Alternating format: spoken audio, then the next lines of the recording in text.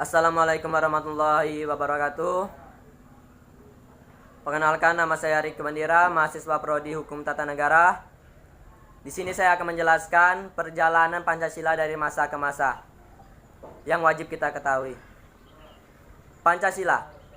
Pancasila adalah ideologi dasar bangsa Indonesia yang meliputi nilai-nilai yang mendasari segala aspek kehidupan masyarakat rakyat Indonesia. Yang mana dalam sistem penerapannya itu berbeda-beda sesuai dengan masa yang ada. Yang mana pada setiap masanya Pancasila mengalami perkembangan. Yang terutama yaitu dalam mengartikan Pancasila itu sendiri. Yang pertama, Pancasila era prakemerdekaan.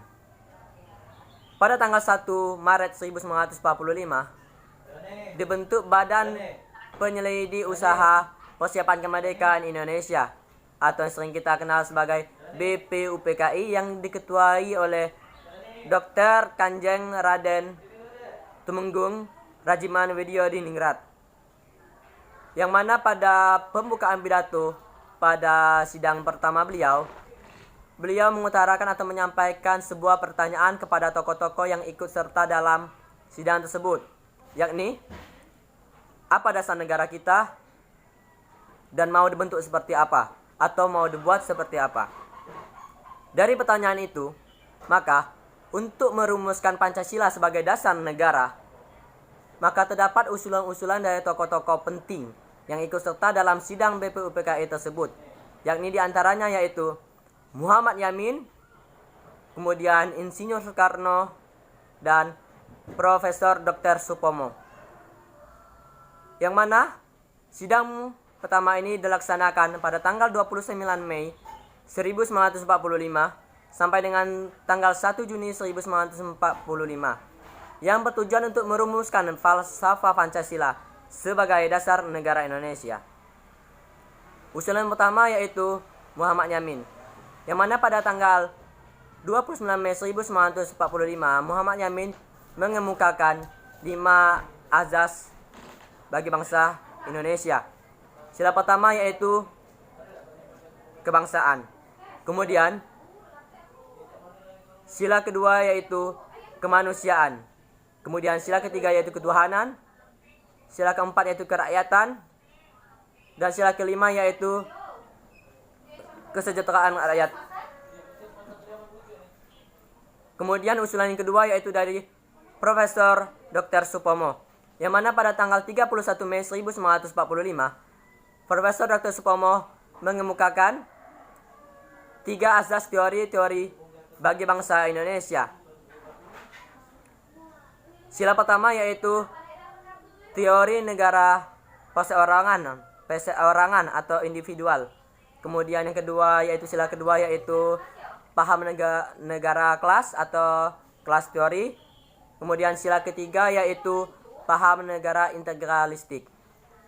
Kemudian usulan yang terakhir yaitu dari Insinyur Soekarno, yakni pada tanggal 1 Juni 1945 beliau mengemukakan 5 prinsip dasar negara Indonesia. Sila pertama yaitu nasionalisme atau kebangsaan Indonesia. Kemudian sila kedua yaitu internasionalisme, yaitu peri kemanusiaan. Kemudian sila ketiga yaitu mufakat atau demokrasi. Kemudian kelima yaitu kesejahteraan sosial. Keempat yaitu kesejahteraan sosial. Dan yang kelima yaitu ketuhanan yang Maha Esa. Kemudian Pancasila pada era kemerdekaan, yang mana setelah era prakemerdekaan setelah merumuskan dasar negara Indonesia pada tanggal 29 Mei sampai tanggal 1 Juni 1945, maka pada masa era kemerdekaan ini dibuat lagi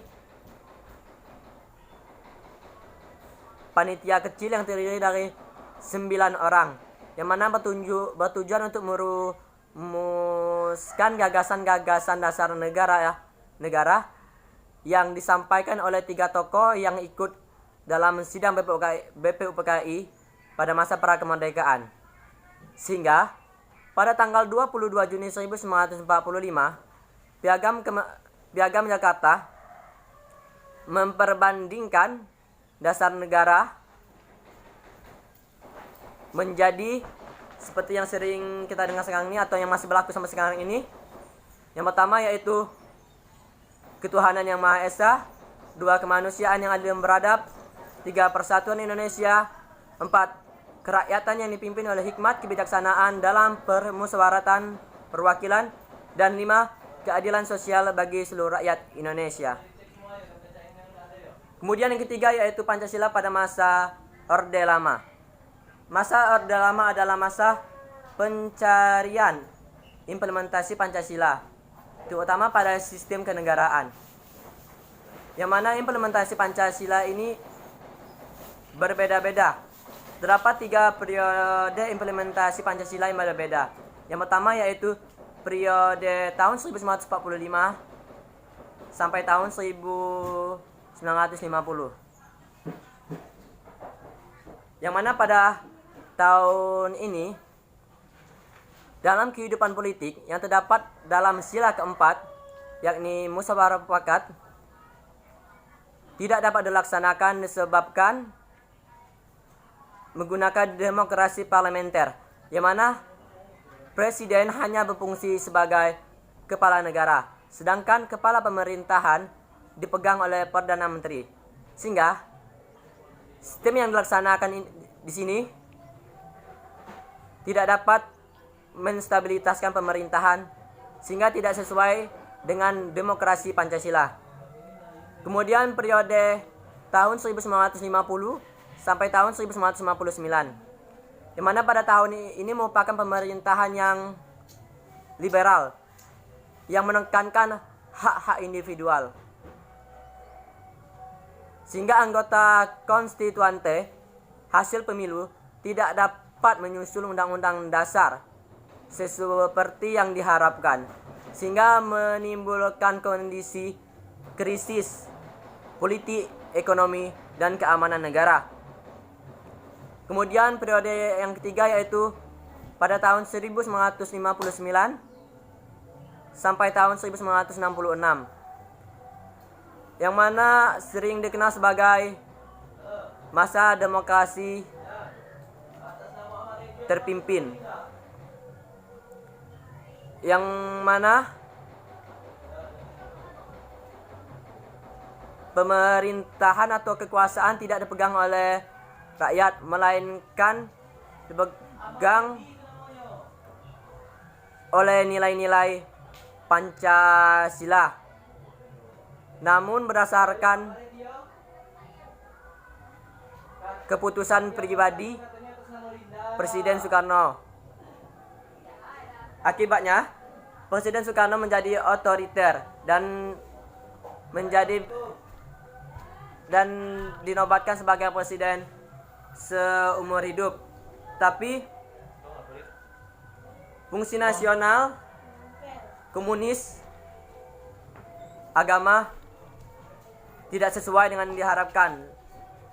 Sehingga pada saat masa Orde Lama ini terjadi banyak sekali pemberontakan. Yang paling dikenal yaitu pemberontakan G30 SPKI yang bertujuan untuk mengubah atau mengganti ideologi bangsa negara Indonesia dari Pancasila menjadi ideologi komunis,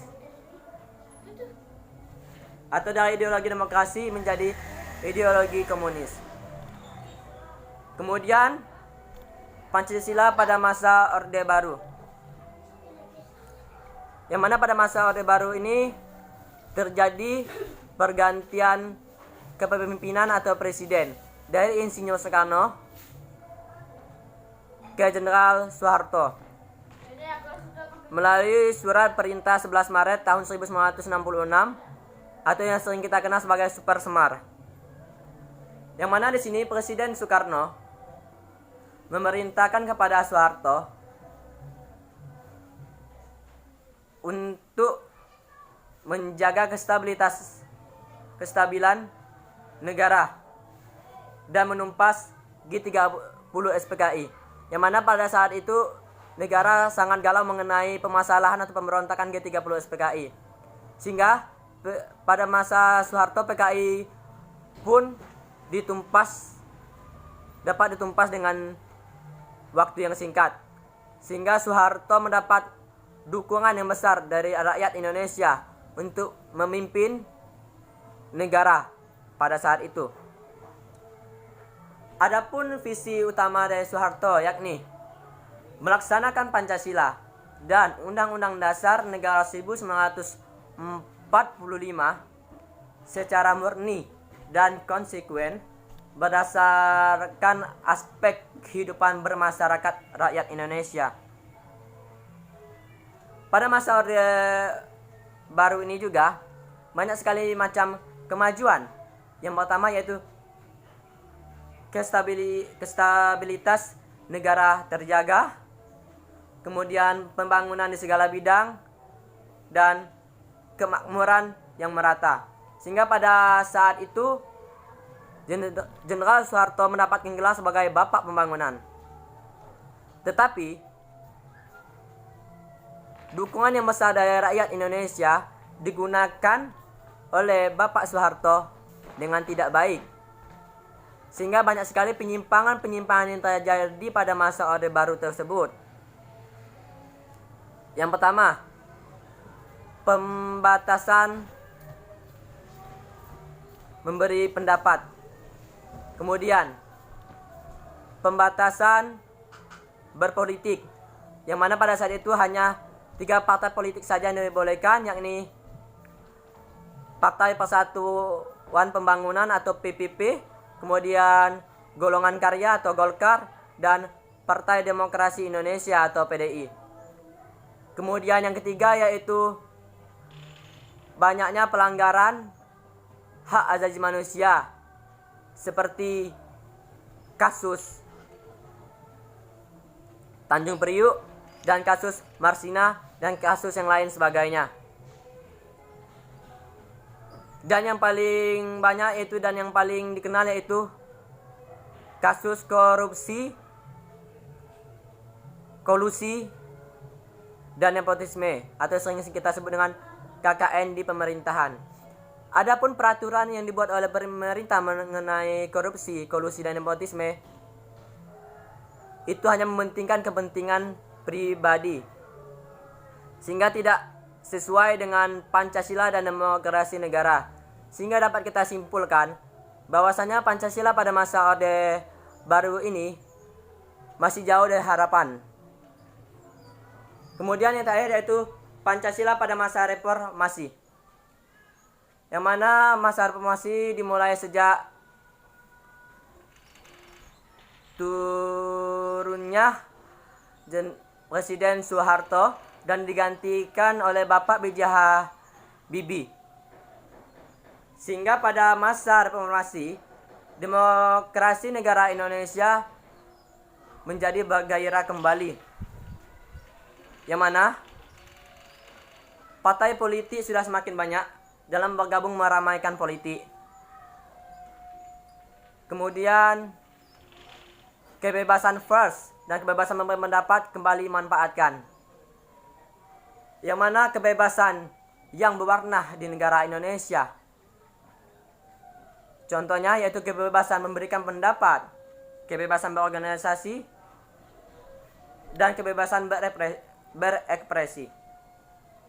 Tapi dengan banyaknya kebebasan di negara Indonesia, itu bisa memicu kreatif bangsa Indonesia atau rakyat Indonesia, namun juga dapat memicu atau menimbulkan dampak negatif bagi negara Indonesia. Yang pertama dampak negatifnya yaitu banyaknya pergaulan bebas. Kemudian yang kedua, komunikasi tidak beretika. Kemudian yang ketiga, penyebaran narkoba dan minuman keras. Dan yang keempat yaitu kegiatan anarkis dan lain sebagainya, sehingga dapat memicu pemecahan dan penurunan moral bangsa Indonesia atau negara Indonesia, sehingga memicu kewaspadaan kita sebagai rakyat Indonesia dan bangsa Indonesia yang memiliki cita-cita untuk menjadikan masyarakat yang adil dan makmur berdasarkan Pancasila dan Undang-Undang Dasar Negara Republik Indonesia harus terus diupayakan. Mungkin itu saja yang dapat saya menjelaskan atau dapat saya sampaikan mengenai materi Pancasila dari masa ke masa. Semoga bermanfaat. Jika ada kurang, saya mohon maaf. Terima kasih. Assalamualaikum warahmatullahi wabarakatuh.